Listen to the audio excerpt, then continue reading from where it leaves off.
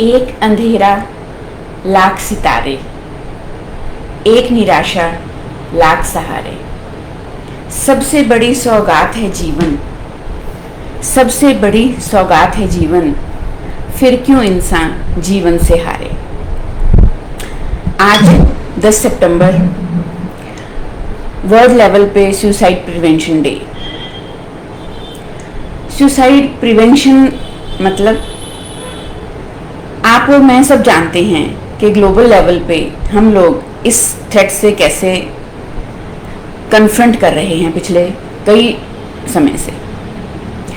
आत्महत्या करना एक बहुत ही हौसले वाला काम है।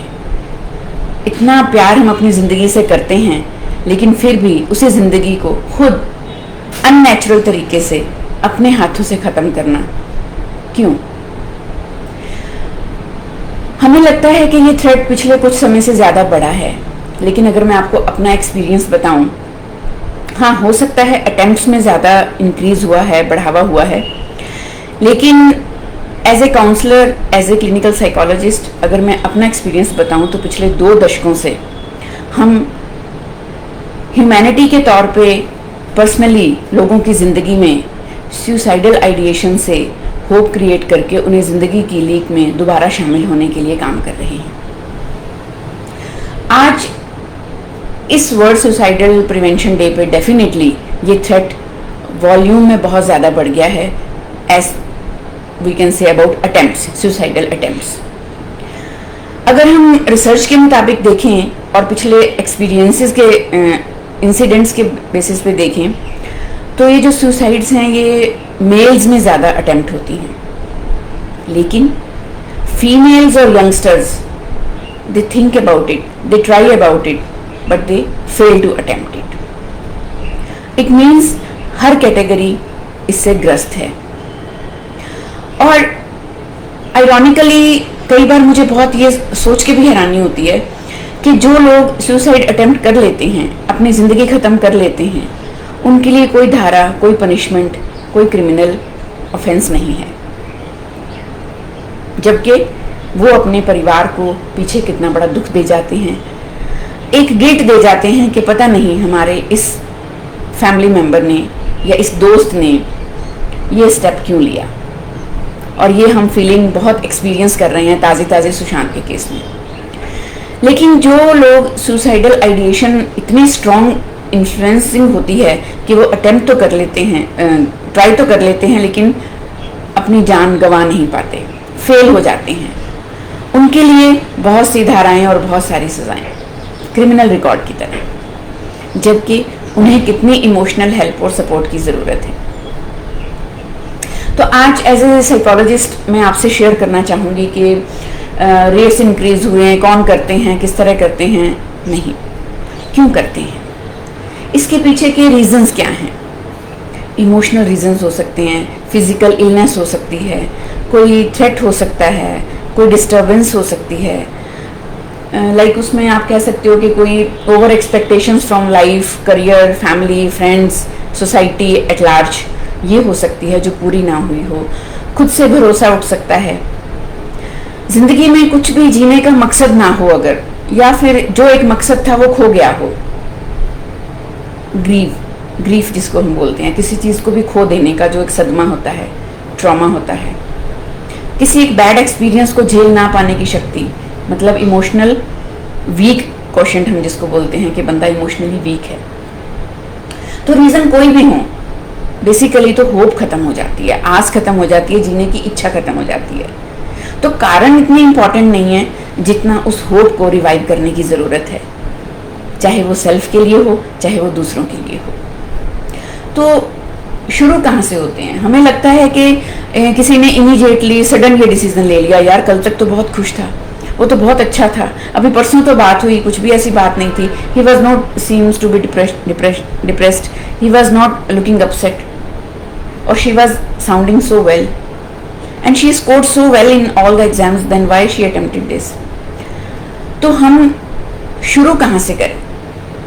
Basically how to spot it, जो गलती actually as a family, as a friend, as a society हम कर जाते हैं कि जब ये सिम्टम्स अपीयर होने शुरू होते हैं, धीरे धीरे धीरे एक लंबा एक्यूमुलेटेड इमोशनल स्ट्रेस होता है जो फाइनली सुसाइडल आइडिएशन को डेवलप करता है और फिर कोई भी इंसान सुसाइड अटेम्प्ट करता है। सो फर्स्ट ऑफ ऑल हमें उन छोटे छोटे basic signals, basic triggers, basic symptoms पे ध्यान देना है। कुछ लोग लो मूड्स में चले जाते हैं, जैसे आइसोलेटेड रहना, किसी से बात ना करना, सोशली एक्टिव ना होना, सोशल इंटरेक्ट ना करना, फ़ोन कॉल्स ना लेना ना करना किसी को। जब भी कोई पूछे तो बोला सब ठीक है, I don't want to talk, मैं सब ठीक हूँ, बस मुझे कोई डिस्टर्ब ना करे। नींद का कम आना या ज़्यादा सोने लगना, कमरे में ज़्यादा रहना। उसके अलावा नेगेटिव टॉक, जब भी बात करनी किसी भी मुद्दे पे तो नेगेटिव टॉक करना। एक छोटा सा एग्जाम्पल के जैसे अगर आप उन्हें हेल्दी खाना खाने को बोलते हो तो वो बोलेंगे क्या करना है, क्या ज़रूरत है, जीने के लिए जितना काफ़ी है उतना मैं खा रहा हूँ या खा रही हूँ। हमेशा ही उनकी बातों में होपलेसनेस, वर्थलेसनेस झलकना, ये एक बहुत बड़ा सिम्टम है। किसी भी चीज़ में इंटरेस्ट ना लेना एक इतना बड़ा कारण है जो ज़्यादातर हम इग्नोर कर जाते हैं। कुछ पेरेंट्स इंसिस्ट करते हैं, कोशिश करते हैं उनको एंगेज और इन्वॉल्व करने की, कुछ फैमिली मेम्बर्स, कुछ फ्रेंड्स, लेकिन जल्दी हम हौसला छोड़ देते हैं कि छोड़ो यार, हमें क्या लेना। दूसरी ओर कुछ लोग, जो एक कैटेगरी ऐसी है जो हाई एंड पे चलती है, हाईली एग्रेसिव, इरिटेशन होती है उनको, they are very violent, they are very anxious all the time, restlessness जिसको आप बोलते हो, हाइपर टेंशन, हमेशा हाइपर रहना, ओवर एक्सपेक्टेशन ऑफ एवरीथिंग। तो उनके जो सिम्टम्स हैं कुछ एडिक्शंस के लिए शिकार हो जाते हैं फाइनली, एक जिसको हम कोपिंग मैकेनिज्म कह सकते हैं। तो जब वो कोपिंग मैकेनिज्म भी काम नहीं करते, then they try to give up their life. तो इनमें से अगर कोई भी सिम्टम्स आप में या आपके आसपास किसी में दिखाई देते हैं तो प्लीज़ स्टे अलर्ट। अलर्ट रहने का मतलब ये नहीं है कि हम नेगेटिव थिंकिंग को और ज़्यादा फोकस करना शुरू करें, अटेंशन देना शुरू करें, नहीं। शुरू में ही पकड़ लें अगर नेगेटिव थिंकिंग को। सबसे आसान तरीका है कि अगर हम जब भी नेगेटिव थॉट्स आने लगती हैं, हेल्पलेसनेस, होपलेसनेस, वर्थलेसनेस की फीलिंग आने लगती है, जब भी इतनी इरिटेशन होने लगे, इतना गुस्सा आने लगे कि मैं खुद की या किसी की लाइफ ख़त्म कर दूंगा, सेल्फ हार्म और हार्म टू अदर्स, कोई भी ऐसी फीलिंग हो, तो ज़रूर उस वक्त किसी ना किसी रिलायबल सोर्स की हेल्प लेना ज़रूरी है। बात करना ज़रूरी है, ये फीलिंग्स शेयर करना ज़रूरी है, फैमिली के साथ, फ्रेंड्स के साथ, नहीं तो किसी प्रोफेशनल के साथ। एक मौका, सिर्फ एक कॉल आपको इस नेगेटिव लूप से बचा सकती है। और जो ज़िंदगी भर का दुख हम इस अटेम्प्ट के बाद किसी को दे जाते हैं, उससे आपको ये बचा सकती है। तो हाउ टू हेल्प, आज हम ये बात करेंगे कि अगर हम फोकस कर रहे हैं, हम किसी को नोटिस कर रहे हैं, हम उनको स्पॉट कर रहे हैं, तो हेल्प कैसे करें। कुछ ज़्यादा करने की ज़रूरत नहीं है, बहुत आसान है। सिर्फ और सिर्फ कंधे पे हाथ, एक हग, एक आश्वासन, होप, हील, सिर्फ ट्रस्ट के साथ सुनना, लिसन एम्पैथेटिकली। आप उनको बिना जज किए अनकंडीशनल सुनिए, बिना किसी लेक्चर के, बिना किसी प्रीचिंग के। अभी जैसे कल मैं किसी से बात कर रही थी तो the guy was very upset because the elder brother as well as elder sister, वो दोनों ही उसे हमेशा ये कहते हैं, तू पागल है, तू ज़्यादा सोचता है, तू तो फिजूल की बातों में दिमाग लड़ाई रखता है, तेरा क्या होगा, तेरा कुछ नहीं होगा, सारा टाइम तेरे में दिमाग कैसे खपाएं। प्लीज़ ऐसी स्टेटमेंट्स बिल्कुल ना दें। Family is the first healer. सबसे ज़्यादा जो एक sympathy, empathy, listening, understanding, hope, प्यार, अफेक्शन एक फैमिली का देना बनता है। भले ही सफरर है, जो विक्टिम है, जो भी है, उसका कैसा मर्जी रिस्पॉन्स हो, कैसा मर्जी बिहेवियर हो, आपके साथ कैसा मर्जी कंडक्ट हो, प्लीज़ जज नहीं करिए, प्लीज़ उन्हें अधर में नहीं छोड़िए। एक बार बैठ के उनका पर्सपेक्टिव ज़रूर सुनिए। एक प्रॉब्लम को आप किसी नज़रिए से देख रहे हैं, वो किसी और नज़रिए से देख सकते हैं। लॉकडाउन में स्पेशली इतना ज़्यादा मेंटल स्ट्रेस और फ्रस्ट्रेशन है। बच्चों को अक्सर हम कह देते हैं, तुम्हें क्या प्रॉब्लम है, तुम्हारी तो पढ़ाई भी नहीं हो रही, तुम्हारे तो स्कूल भी नहीं है, तुम्हें तो वो टेंशन भी नहीं है, फिर भी तुम सारा दिन इरिटेट करते हो। प्लीज़, उनका वही संसार है, उनकी खुशियाँ, उनका आनंद, उनका जो एक कह सकते हो मिलना जुलना, इंटरेक्शन, वो स्कूल में बेस्ट होती थी और वही वो मिस कर रहे हैं। भले कोई एज ग्रुप हो, भले कोई भी जेंडर हो, कोई भी कैटेगरी हो। इवन टीचर्स, मैं इतना रिलेट कर पाती हूँ टीचर्स के साथ बिकॉज मुझे पता है कि हम फिजिकल प्रेजेंस अपने स्टूडेंट्स के इंस्टीट्यूट में कितना मिस कर रहे हैं। भले ही ऑनलाइन क्लासेस ले रहे हैं, लेकिन बच्चों का वो आना, ग्रीट करना, एक एक बच्चे को ऑब्जर्व करना, उनकी फिजिकल अपीयरेंस और लुक से, फेस एक्सप्रेशन से जज करना कि वो ठीक हैं कि नहीं, उनसे बात करना, उनके फीडबैक लेना, like this is my job only. फिर उनको आगे करियर के लिए तैयार करना, हर वक्त हमारे यहाँ यंगस्टर्स की चहल पहल रहना, हर वक्त good morning, good afternoon, okay ma'am, how are you ma'am.